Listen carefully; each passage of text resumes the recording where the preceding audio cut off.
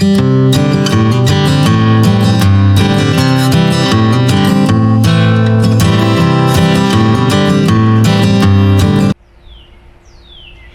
guys, I hope you're doing well today.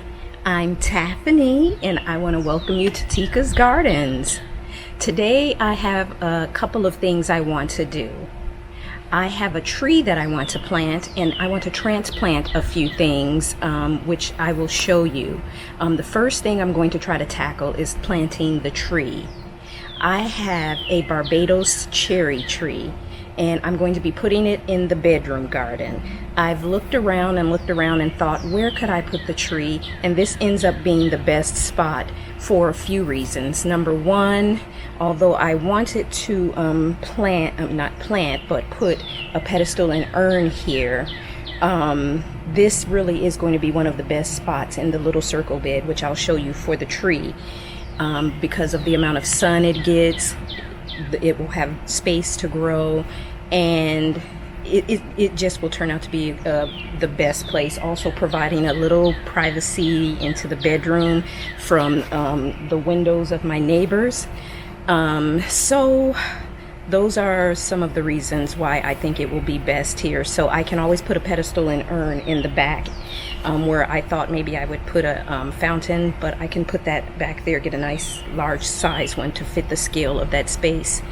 So for now, I'm going to show you the cherry tree and show you where I'm going to put it and go from there. But what I do want to say is this cherry tree is a Barbados cherry standard, and it is Barbados cherries are not a traditional cherry like in the sense that we know. It is an acerola, so it looks like a cherry, but it's not technically in the cherry family, and the fruit is very high in vitamin C, so it is a healthy fruit. You see it being used in smoothies and things like that.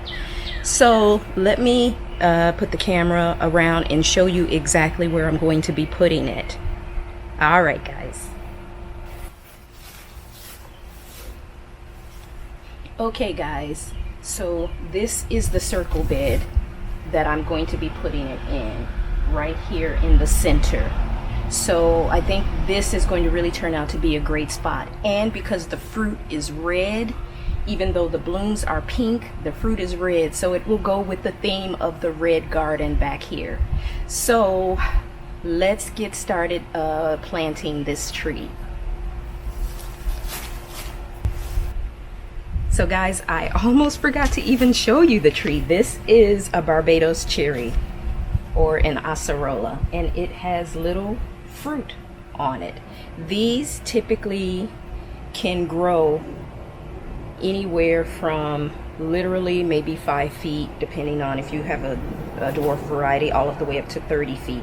This is a standard, a Barbados cherry standard, meaning that it's grafted onto a stem. So this, it says, will get to 10 to 12 feet tall. So that's a pretty, perfect height for this section here. So I think it's going to really be pretty. I broke a branch trying to get it into the car, but as you can see, it's already fruiting. It typically takes 3 to 5 years to fruit, so that lets you know that this is an aged tree. So I'm already at the age where I'm getting fruits. I didn't want to wait. So here we go. We're going to get this in the ground, and I'm going to get a stake because it didn't come with a stake, so I'm going to have to go in the garage and find a stake and put on it. And I don't have any more garden twine, so I'm going to use something else just temporarily until I can run to the store and get some twine. But you can see it's kind of leaning, so we'll get it in the ground and we'll get it staked up, and hopefully get it so that it's standing up and can be trained to stand up properly. So let's get started. Guys, one thing I did forget to mention is to tell you the growing zones. The growing zones for a Barbados cherry are 9 to 11, and I live in Spring, Texas, zone 9B, so I fall perfectly in the zone range.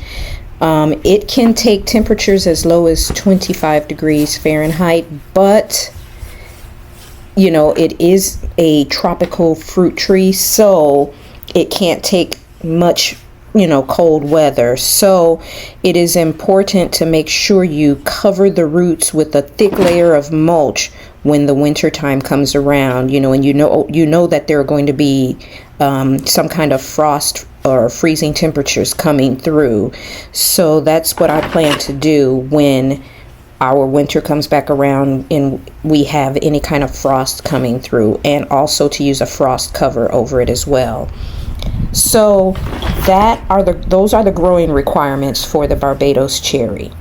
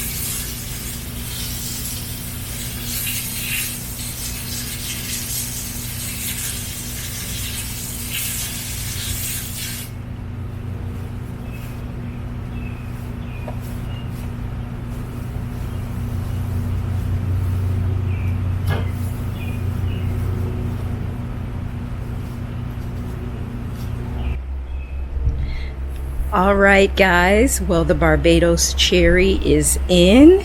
So let's get a close-up look at it.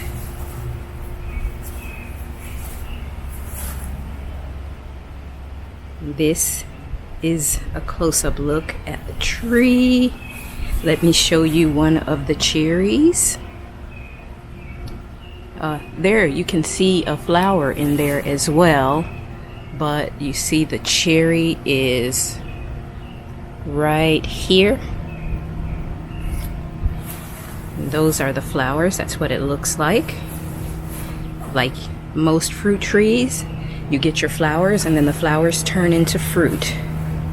Here's another cherry and more flowers and another cherry. So there are cherries throughout. This one here is starting to turn red. There's one down there. There's some smaller ones.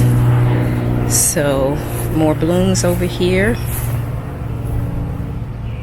And as I mentioned earlier, I did kind of break a couple of branches getting it into the car, but for the most part it made it. And I did a makeshift support for it for right now. I have to get some garden twine and stuff, but what I used is what you would typically use to hold something onto a trellis, you know, or stake up your tomatoes or something like that. I use that kind of twine. And who knows if it works, I may not have to get anything else, but it is standing straight. And you may also notice that I don't have it all of the way in. The soil level in this bed is low, so I have to raise it and add, you know, more compost. So the top part will be covered once I add more compost. And what I plan on doing is just kind of having it higher in the center and kind of sloping off on the sides. But that is the Barbados cherry. Let's get all of the way back so you can kind of get a good view of it in the garden here. So in this bedroom garden, we now have two fruit trees, the Barbados cherry and the navel orange. Right here is the navel orange, and of course the tree we just planted is the cherry. So that's what it looks like, guys. I like it. I really do. Oh, this is going to be so cool to see this from the bedroom. All right. Well, let's head over to our other tasks for right now. So I'm going to start over here. This, of course, to give you perspective, is coming into the backyard.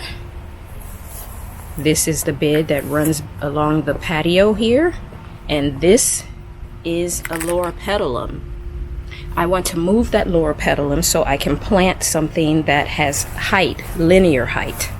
So I'm going to take that, and I am trying to decide on two places. The first is right here, which would be maybe a temporary spot, maybe permanent. And the other is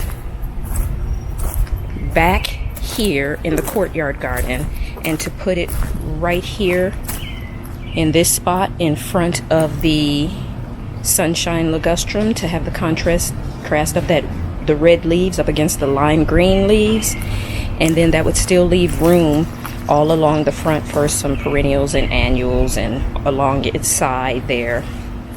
So spot number one, or spot number two right here. And the other thing I'm going to be transplanting today is this oregano. It is now tall, and it is blocking the view of the stone back there. So a couple of things I'm going to have to do is kind of put a little bit more dirt under that stone to give it a little more height, which won't be done today. But for now, I think I'm going to take the oregano and move it, and I will put some low growing shrubs there, something that won't grow over the rock. I'm sorry, I said low growing shrubs, not, I've got shrubs on the brain, but low growing plants that will, you know, just kind of be a nice little ground cover in front of it. Not something that spreads and takes over, but just enough to, you know, kind of give something in front of that rock. And I think for right now, I'm going to put the oregano in this spot right here, right in front of the crepe myrtle and in between the lemon ball sedums. So that is my plan for the next two things I want to do. So let's get those transplanted.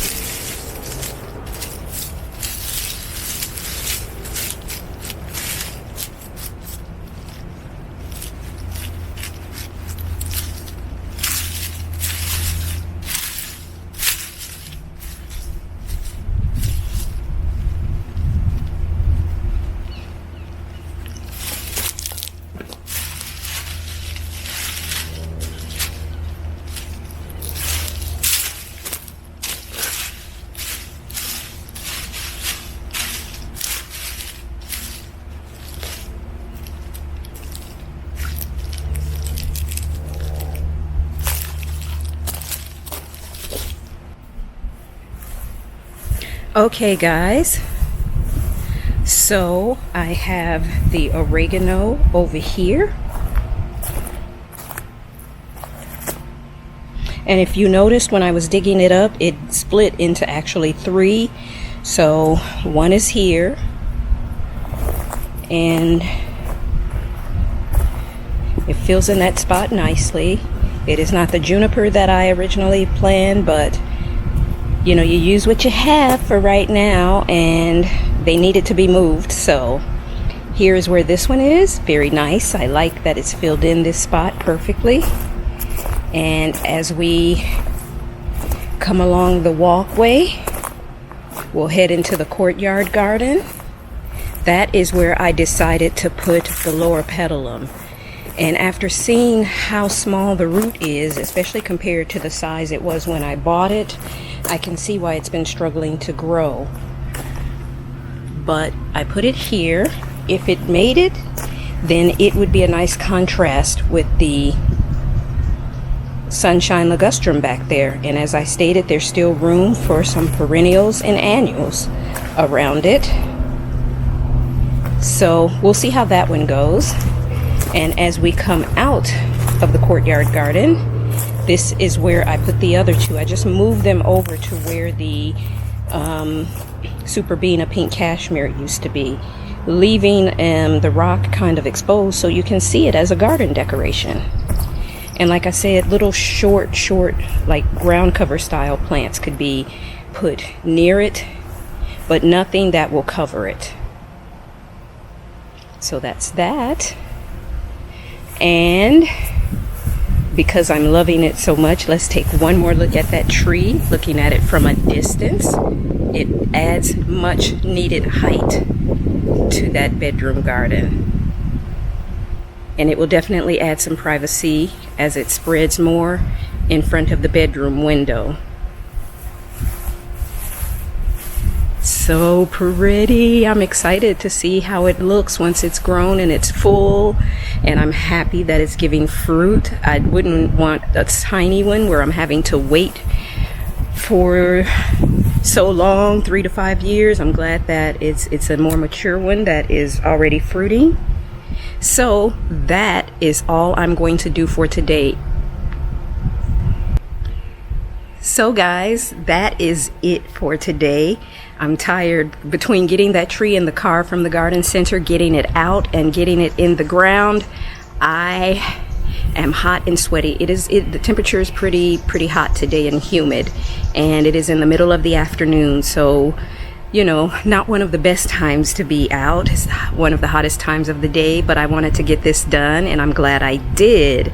So I am so happy to have the things transplanted and to have that empty spot filled in front of the crepe myrtle. It looks good. I'm looking at it right now, and it looks good. But guys, I want to thank you for gardening with me today, and I will see you in the next video. Bye.